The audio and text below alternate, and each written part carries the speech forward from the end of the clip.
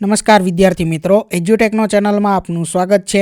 આજે આપણે ધોરણ 7 વિષય સામાજિક વિજ્ઞાનની સ્વ અધ્યયન પોથીનું પ્રકરણ નંબર 18 સંચાર માધ્યમ અને જાહેરાત તેના તમામ પ્રશ્નોના જવાબની સમજ મેળવીશું। તો પ્રકરણ 18માં સૌથી પહેલા છે પ્રશ્ન નંબર 1, જેની સૂચના છે નીચે આપેલા દરેક પ્રશ્નના ઉત્તર માટે આપેલા વિકલ્પોમાંથી સાચો વિકલ્પ શોધી ખાનામાં લખો। તો એમાં પહેલાની અંદર આવશે જવાબ વિકલ્પ સી, બીજામાં ડી, ત્રીજામાં બી, ચોથામાં બી, પાંચમામાં ડી, છઠ્ઠામાં ડી, ત્યાર પછી આગળ સાતમાની અંદર ડી, આઠમામાં બી, નવમામાં સી અને દસમામાં ડી। ત્યાર પછી આગળ પ્રશ્ન નંબર 2, જેની સૂચના છે નીચેના વિધાનો સાચા છે કે ખોટા તે જણાવો।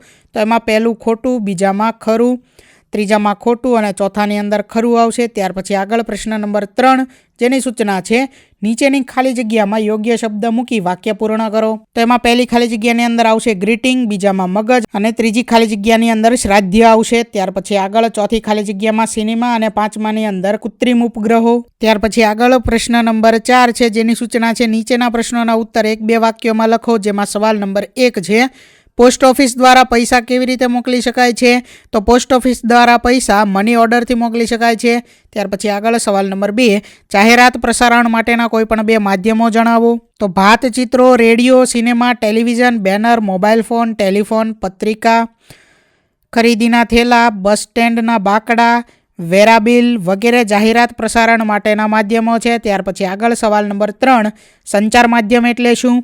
તો એક સ્થળેથી બીજા સ્થળે માહિતી અથવા સંદેશો મોકલવા માટે કે મેળવવા માટેની વિસ્તૃત વ્યવસ્થાને સંચાર માધ્યમ કહે છે।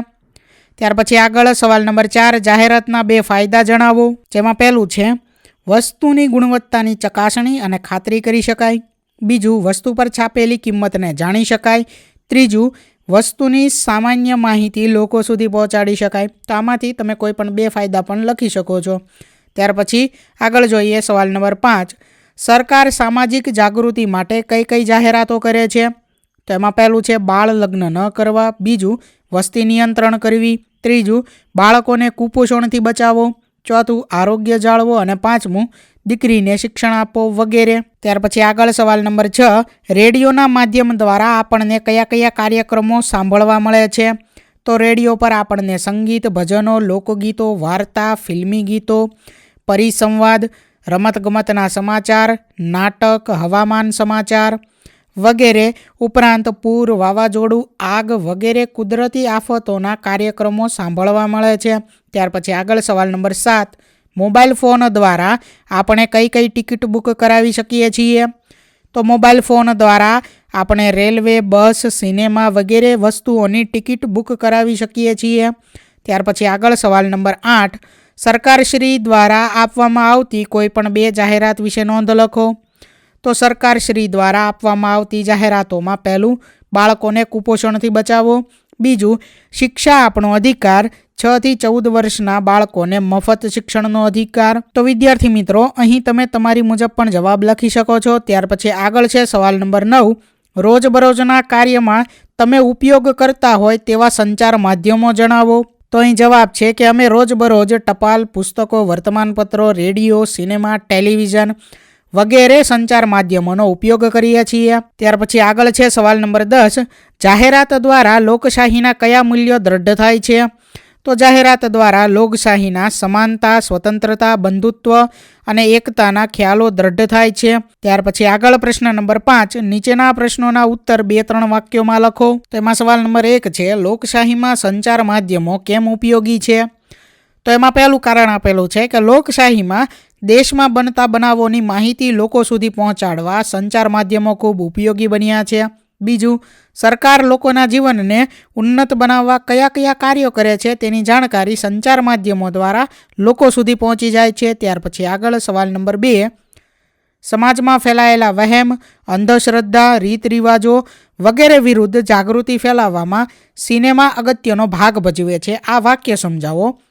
તો સિનેમામાં પ્રદર્શિત થતી વિવિધ ફિલ્મો લોકોને મોટે ભાગે સામાજિક, સાંસ્કૃતિક અને નૈતિક બાબતો શીખવે છે। તેનાથી લોકોની રહેણી કરણી અને વિચારસરણીમાં નોંધપાત્ર પરિવર્તન આવ્યું છે।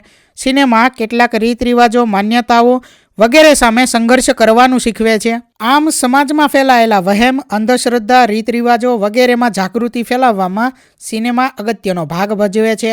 ત્યાર પછી આગળ સવાલ નંબર 3, ટીવીના ફાયદા જણાવો. તો ટેલિવિઝન દ્વારા સમાચારો, ફિલ્મો, સિરિયલો, શૈક્ષણિક અને ધાર્મિક કાર્યક્રમો, જાહેરાતો વગેરે બાબતો જોવા સાંભળવા મળે છે. પૂર, ભૂકંપ, વાવાઝોડા, સુનામી જેવી કુદરતી આપત્તિઓની માહિતી ત્વરિત મેળવી શકાય છે. ટેલિવિઝન દ્વારા મનોરંજન માણી શકાય છે. ત્યાર પછી આગળ પ્રશ્ન નંબર 6, ટૂંકનોંધ લખો. જેમાં પહેલું છે જાહેરાતના ગેરફાયદા.